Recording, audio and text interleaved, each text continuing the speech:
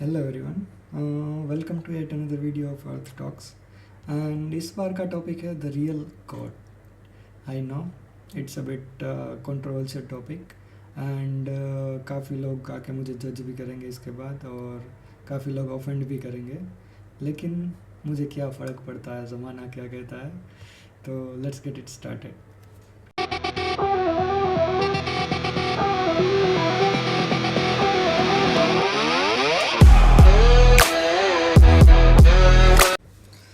तो जब भी हम गॉड के बारे में बात करते हैं तो इंडिया में काफ़ी सारे धर्म के अलग अलग लोग रहते हैं, और हर एक धर्म के हिसाब से अलग अलग रिलीजियस प्लेसेस भी होते हैं।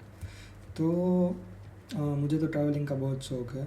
तो मैं जो भी मतलब फेमस प्लेसेस पे जाता हूँ, जैसे कि अमृतसर में गोल्डन टेम्पल हो गया।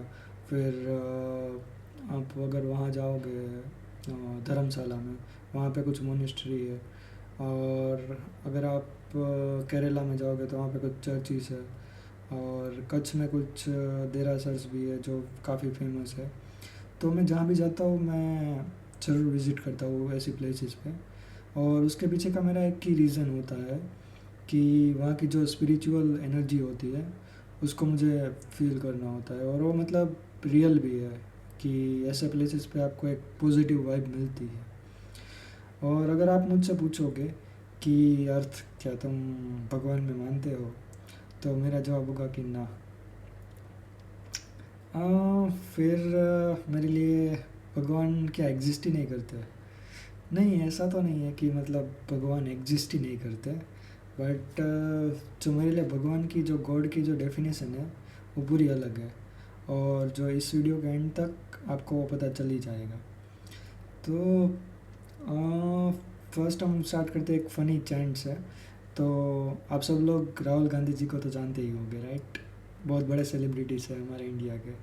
तो अगर हम उनके फैमिली ट्री की बात करें तो उनके जो दादाजी थे वो थे एक मुस्लिम, और उनकी मतलब पिताजी वो हाफ हिंदू हाफ मुस्लिम, उस हिसाब से। और जो उनकी माता जी है वो मतलब एक कैथलिक क्रिश्चियन है।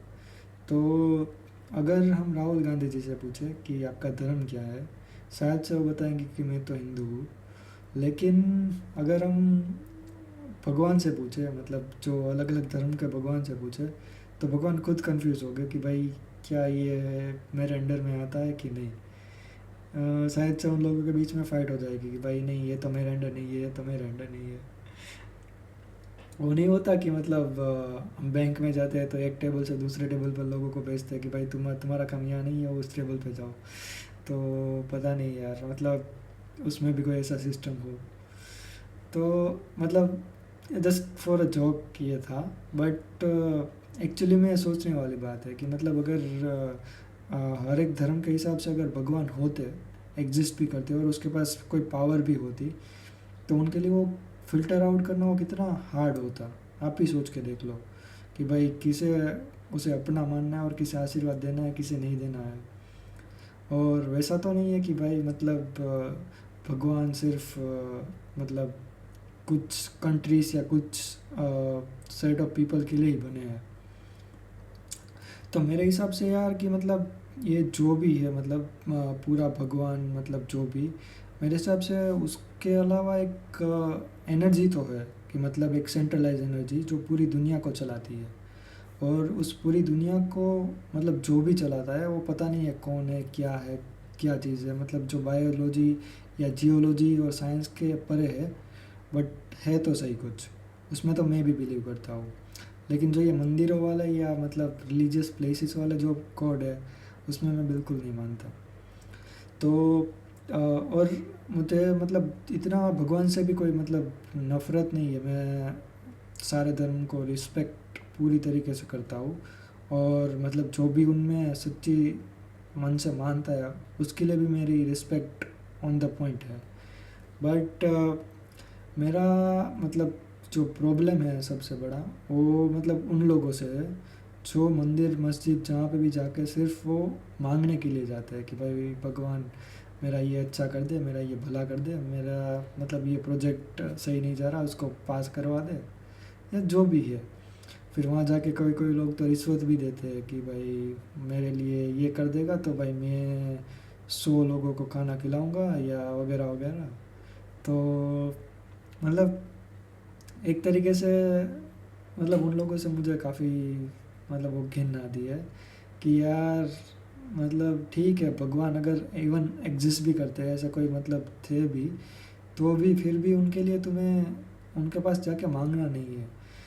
अगर सच में अगर तुम उस भगवान में मानते हो तो उनके पास जाओ, सिर्फ उसकी जो भी उन्होंने आपको दिया हुआ है उनके लिए एक कृतज्ञता आप उसको रिप्रेजेंट करो कि भाई या कि ये जो भी है उसके लिए मैं आपका आभारी हूँ।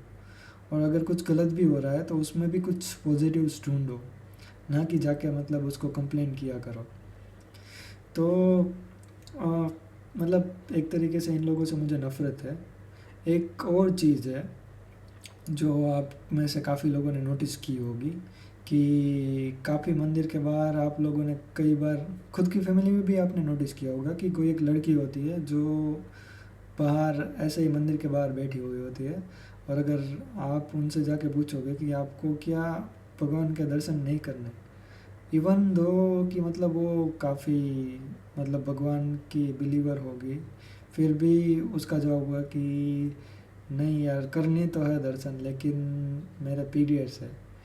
अभी पता नहीं यार लोग पीरियड्स को इतना अपवित्र क्यों मानते हैं कि लड़की एक मंदिर में दर्शन करने भी नहीं जा सकती।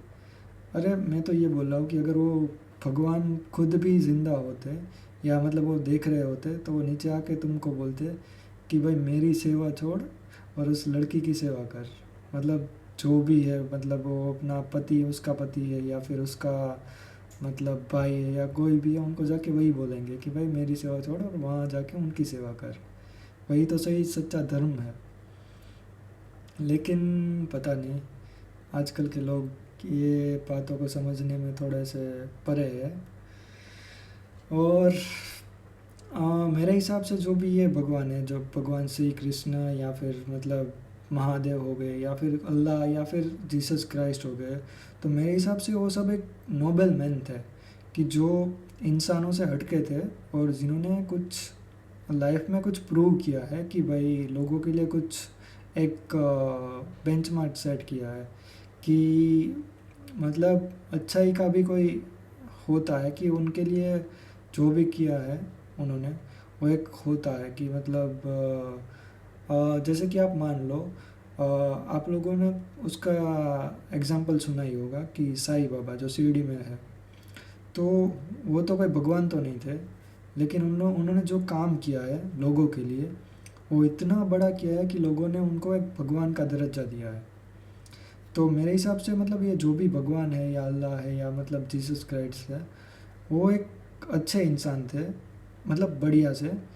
ऑफ कोर्स वो मतलब इंसान से थोड़ा सा एक लेवल ऊपर थे, उनका दिल जो भी से अच्छा था, लेकिन वो एक बस एक अच्छे इंसान थे।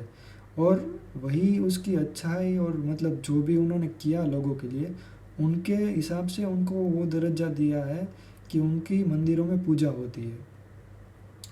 तो मतलब मैं सच में आपको बोल सकता हूँ कि ऐसा भी हो सकता है कि 1 साल के बाद या मतलब 100 साल के बाद हम में से किसी का भी मतलब मंदिर बना हो और उसको कोई पूजा कर रहा हो उसकी भी, तो मतलब वो भी तो पॉसिबल है।